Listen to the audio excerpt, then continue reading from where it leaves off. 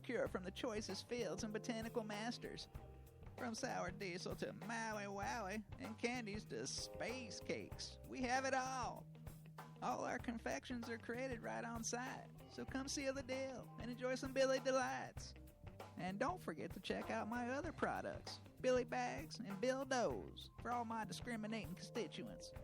I'm Bill Clinton, and I approve of these party supplies and toys.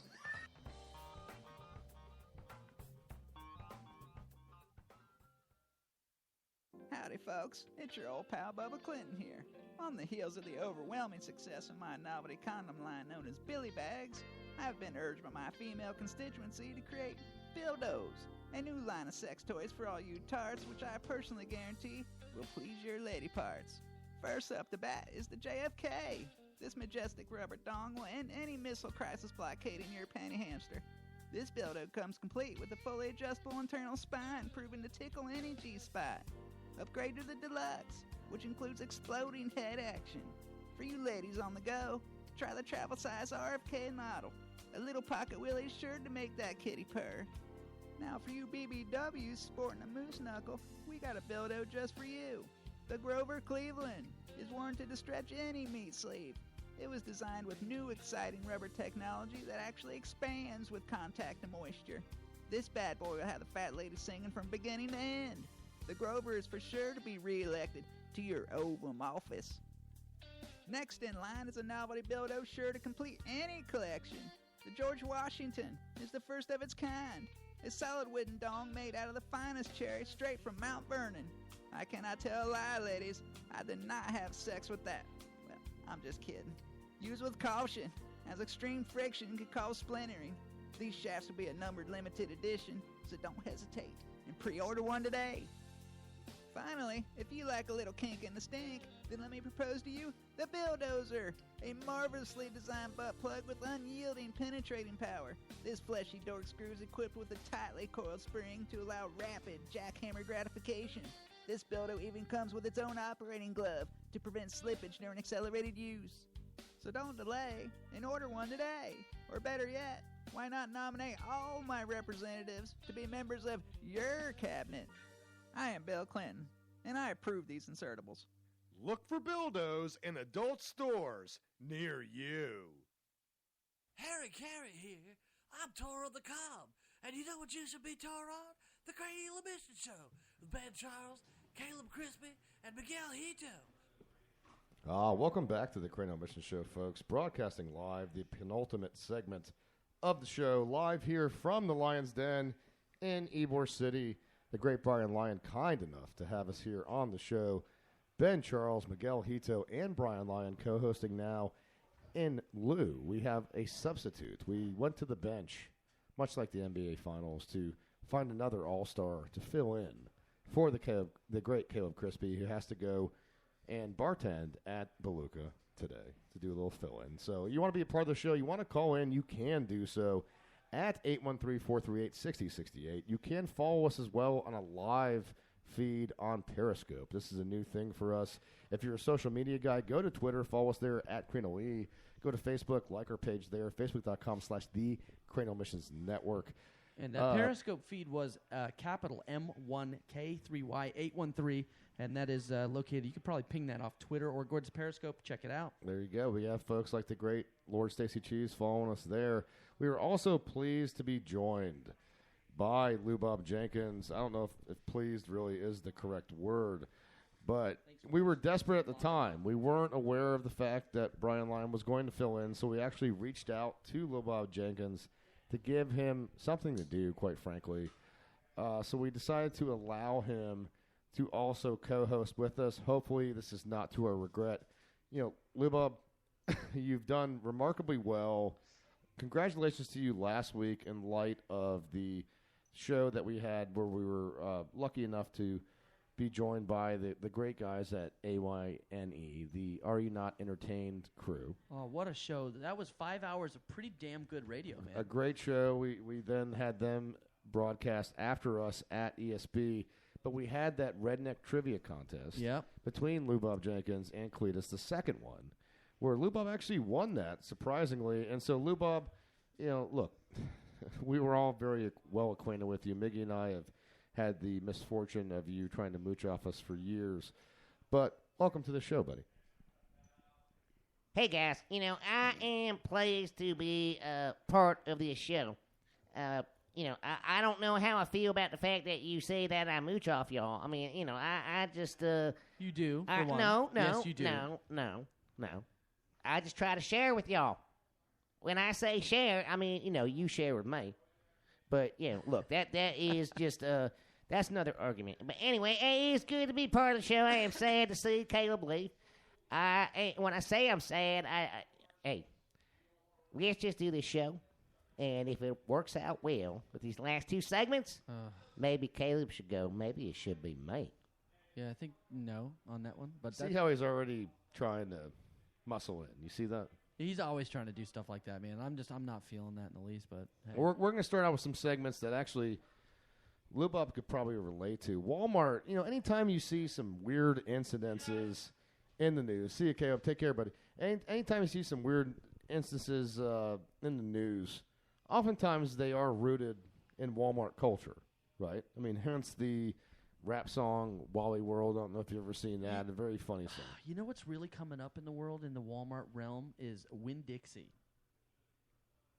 There's some weird Winn-Dixie Bro, stories? Winn-Dixie on MLK and Lakewood in Seffner, Florida is a pretty ripe place for Winn-Dixieism. Well, you are talking about Seffner, where any store Dude, but is that ripe for. place is I will say I do have a bit of Yeah. experience with the Winn-Dixie. Not necessarily the Winn-Dixie in Seffner, which I'm very familiar with, but the liquor store there, because that is always a destination for me when I'm on my way to go see my good friends Lauren and Jimmy.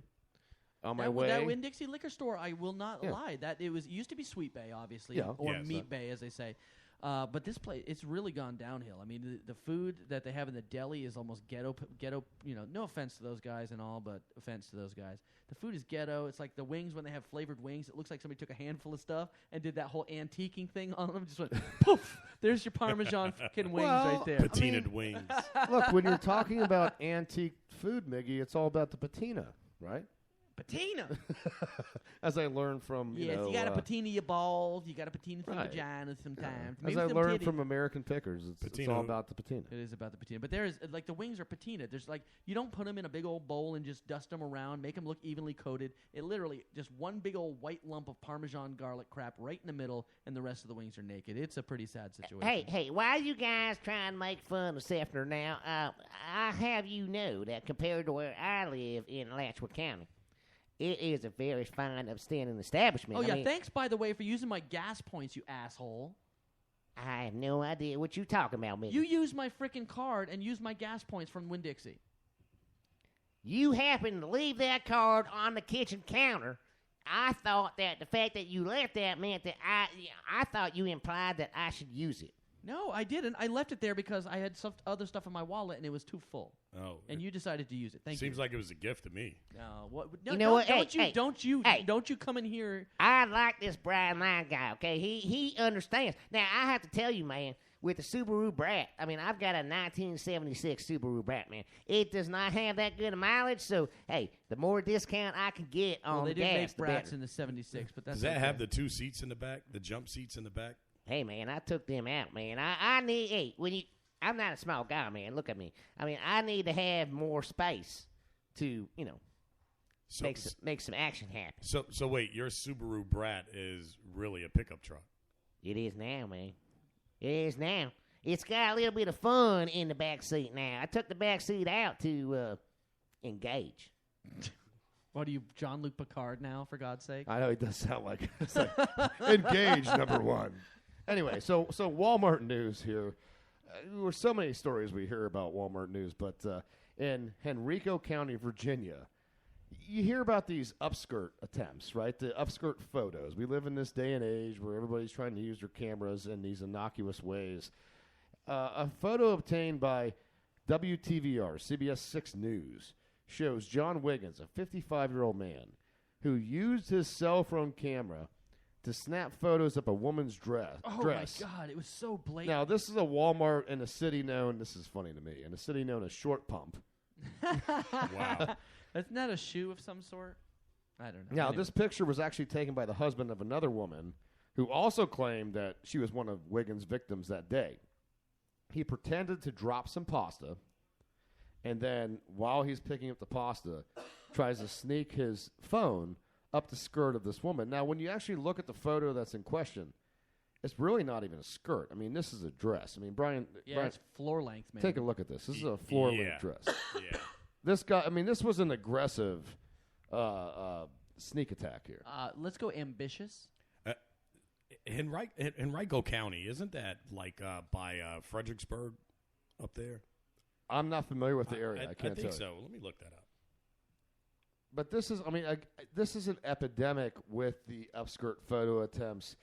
I remember being in middle school. We used to have this smoking hot teacher in 8th grade. Miss Hartman was her name. She was a social studies teacher. She was 24 years old. Did she bang you? No, but I wish. But she was lovely.